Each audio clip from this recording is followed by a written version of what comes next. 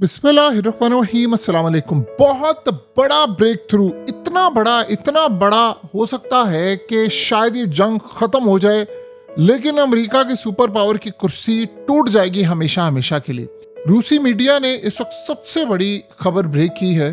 उन्होंने कहा है कि इस वक्त अमेरिका बातचीत कर रहा है कि वो किसी तरह ईरान के अटैक्स को रोक दे। अब आप मिसाल के तौर पर ये मनाजिर देखिए, ये एक अकेला मिसाइल आ रहा है और ये अकेला मिसाइल इस वक्त इसराइल में लैंड कर गया है। किसी एक डिफेंस सिस्टम की जरूरत नहीं हुई कि वो इस मिसाइल को रोक सके, क्योंकि ना तो ये डिटेक्ट हो रहा है, ना अर्ली वार्निंग सिस्टम काम कर रहा है और ना इसराइल के अंदर सिस्टम काम कर रहा है। शेल्टर्स, कोई चीज़ें काम नहीं कर पा रही। उसकी रीज़न ये है कि डिटेक्ट ही नहीं हो रहा, तो सायरन कैसे बचेंगे। तो अब आप इमेजिन करें कि ये सूरत हाल हो चुकी है और जो क़यामत बर्पा की है रात को इन्होंने, आप उसका तसव्वुर नहीं कर सकते। अब अमेरिका के यहाँ से निकल गया है सब कुछ, तो ये बातचीत कर रहे हैं कि हम यहाँ से फौजी अड्डे निकालें और चले जाएं। अब ये बात ज़हन में रहे, ईरान ने कहा है जंग बंदी करने के लिए एक शर्त उन्होंने ये रखी हुई है कि अमेरिका यहाँ से फौजी अड्डे उठाए और यहाँ से चलता बने, निकले यहाँ से। अब दो तरह की बातचीत जारी है। एक ये चीज़ है कि अमेरिका यहाँ से वक्ती तौर पर निकल जाए। एक तो उसके फौजी बड़ी तादाद में मारे जा रहे हैं, उसके डिफेंस सिस्टम सारे तबाह हो रहे हैं, बर्बादी हो रही है, तो वो वक्ती तौर पर यहाँ से निकल जाए। और दूसरी सूरत हाल ये है कि यहाँ पर भी बातचीत हो रही है कि अमरीकी सोच रहे हैं कि परमानेंटली यहाँ से अमरीका अपने फौजी अड्डे उठाए, एक तारीख दे, 2 महीने की, 3 महीने की तारीख दे, और उसके बाद वो यहाँ से निकल जाए और उसके बाद ईरान को वो कहें कि हम गारंटी देते हैं, रूस उसमें मदद करे। ये इतना बड़ा ब्रेक थ्रू हो सकता है, इतना बड़ा आप तसव्वुर नहीं कर सकते। सवाल ये पैदा होता है कि इसके बाद क्या होगा। देखिए इस वक्त हुआ क्या है कि जितने मुसाफिर हैं वो सारे फंसे हुए हैं और गल्फ कंट्रीज में कोई आ नहीं रहा, सब भाग रहे हैं, निकल रहे हैं। जितने भी जाने वाले इनकमिंग जो फ्लाइट है उसमें ना होने के बराबर लोग आ रहे हैं। तो अब इस सूरत हाल में सारी गल्फ कंट्रीज, जाहिर सी बात है वो अमेरिका के खिलाफ है, क्योंकि अमेरिका ने अब ये सोचे वहाँ पर बैंक्स तबाह करने शुरू किए ईरान में। अब वो रिटेलिएट करने जा रहे हैं अमेरिका के बैंक्स को गल्फ कंट्रीज में। अमेरिका की जितनी बड़ी कंपनीज है उनको रिटेलिएट करने जा रहे हैं और अमेरिका के पास इंटरसेप्टर्स भी ख़त्म हो गए हैं, अमेरिका के पास मिसाइल भी नहीं रुक पा रहे। और दूसरी सूरत हाल ये है कि उसके अर्ली वार्निंग सिस्टम, रेडार, थाट सब तबाह हो रहे हैं।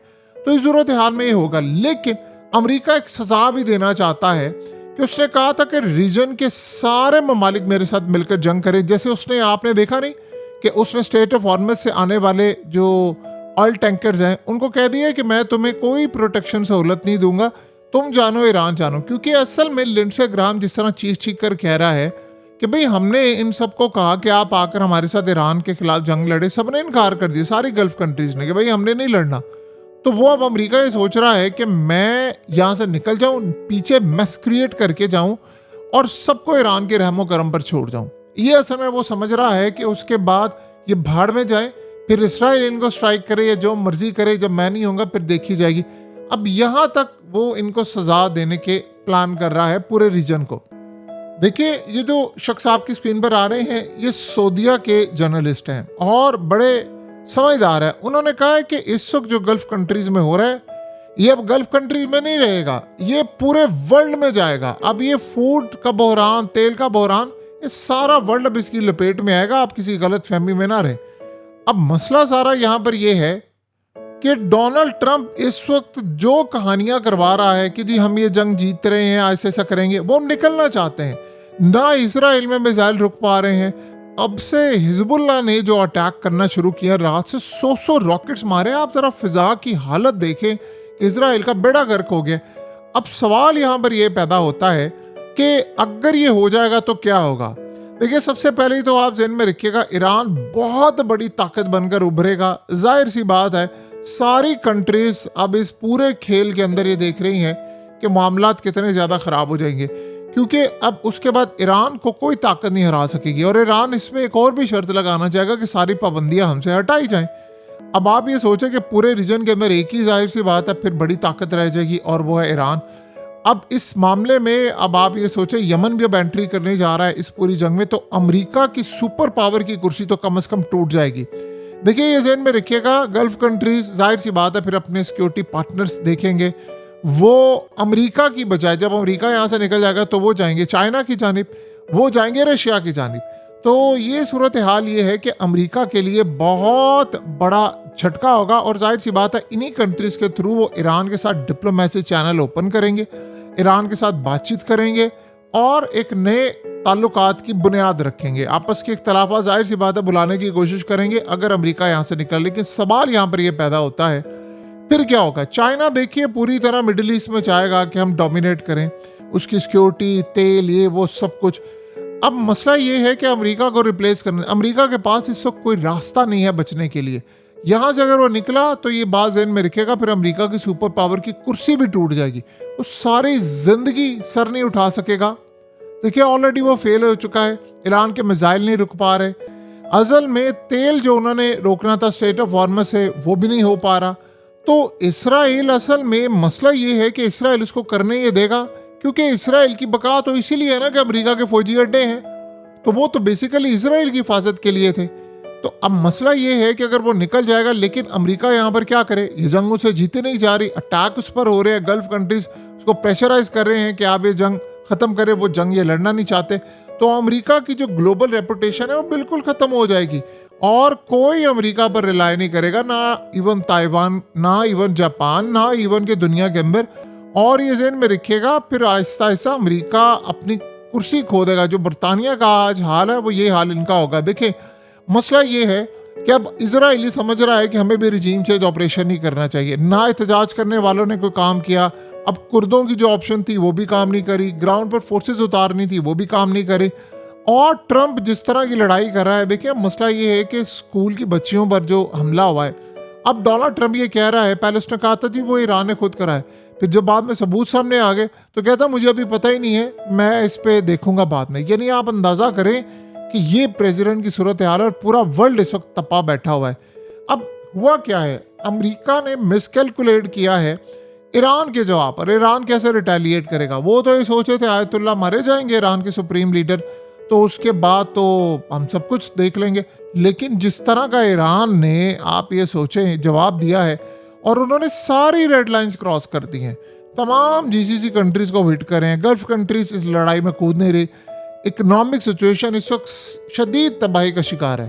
तो उससे भी ज़्यादा बड़ा मसला ये है कि ये जो पैट्रियट डिफेंस सिस्टम है असल में ये हुआ है बुरी तरह फेल, और इसके रोकने की यानी जो परसेंटेज सामने आ रही है वो ज़्यादा से ज़्यादा 5% है। यानी आप अंदाज़ा करें 4-5% है, और ये झूठ दुनिया से बोलते रहे कि हम ईरान के मिसाइल रोक रहे। पैट्रियट डिफेंस सिस्टम को तो मुकम्मल फेल कर दिया, और थर्ड को तो आपको पता है तबाह कर दिया। थर्ड इस वक्त साउथ कोरिया से वो लेकर आ रहे हैं। साउथ कोरिया से लाने का मतलब ये है कि उनको रहमो करम पर छोड़ना नॉर्थ कोरिया के। सो साफ नज़र आ रहा है अमेरिका की सुपर पावर की कुर्सी अब टूटने के लिए जा रही है। और अगर ये सूरत हाल होती है तो ईरान, देखिए ईरान ने एक और भी प्लान किया है कि उन्होंने कहा कि हमने कंटिन्यूस हिट करना है, कंटिन्यूस, यानी वक्फा नहीं आने देना जिससे तेल की कीमतें ऊपर जाती रहेंगी। ये असल में सूरत हाल है। तो उन्होंने क्लियरली कह दिया है कि आप लोग रेडी रहें, $200 बैरल के लिए रेडी रहें। अब हुआ ये है कि ईरान को जब ये पैगाम भेजा सीज फायर का, उन्होंने कहा दी हमें पता है अमेरिका को मार पड़ी है, इसराइल को मार पड़ी है, अगर हमने यहाँ पर सीज फायर की तो इनको मसल रिलैक्स करने का मौका मिलेगा, ये दोबारा हमें हिट करेंगे, ये काम नहीं हम करने देना चाहते। अब मसला ये है कि दो तो फ्रंट आपको पता है कि हिजबुल्ला और ईरान ये तो एक्टिव हैं, अब तीसरा फ्रंट यमन का भी एक्टिव होने के लिए जा रहा है। तो पूरे वर्ल्ड के अंदर एनर्जी जो है वो सख्ते में आने वाली है। अब जाहिर सी बात है ये सारी की सारी सूरत हाल है। सो इसराइल के जो टारगेट्स हैं वो बड़े इंटेंस होने के लिए जा रहे हैं, लेकिन उसके बाद जो ईरान के टारगेट्स होते हैं वो बड़े तबाहकुन हैं, और इसराइल में जो तबाही हो रही है उसका तो अब आप अंदाज़ा ही ना लगाएं। देखिए ऑयल टैंकर्स जिस तरह तबाह किए जा रहे हैं, जो बर्बादी इस वक्त पूरे खत्ते की हो रही है। मसला ये है कि इजराइल ने इस बात को समझा नहीं था। हिजबुल्ला इस वक्त जिस मजबूती के साथ दोबारा उन्होंने हमले शुरू किए हैं, ये बात इनको अंदाज़ा नहीं था कि क्या उनकी एलीट यूनिट वो इस वक्त मार रही है, रातों को मिसाइल लग रहे हैं, चीज़ें काफ़ी ज़्यादा अमेरिका के लिए ये परेशानी की बात है। और देखिए उसके बाद जो असल सूरत हाल ये है कि स्ट्रेट ऑफ हॉर्मस से आप तेल का एक कतरा नहीं ले जा पा रहे। यही तो उन्होंने कहा था ईरान ने कि आपको हम 1 लीटर तेल यहाँ पर नहीं ले जाने देंगे। ईरान ने वार्न किया है कि हम इस जंग को बड़े लंबे अरसे तक लड़ सकते हैं और पूरी दुनिया की इकोनॉमी हम अपने साथ डुबो कर लेकर जाएंगे। आप ज़रा ट्रम्प की बात सुने, पहले इसने कहा था ना कि हम जो स्ट्रेट ऑफ हॉर्मज़ से तमाम के तमाम जितने शिप्स हैं उनको प्रोटेक्ट करेंगे। वो मुकर गया। अब आप इसकी जो बात सुन रहे हैं ना कि जी शिकस्त नहीं खाएंगे, आप ये देखिएगा ये छोड़कर चला जाएगा। इसकी बर्बादी बहुत ज़्यादा हो गई है।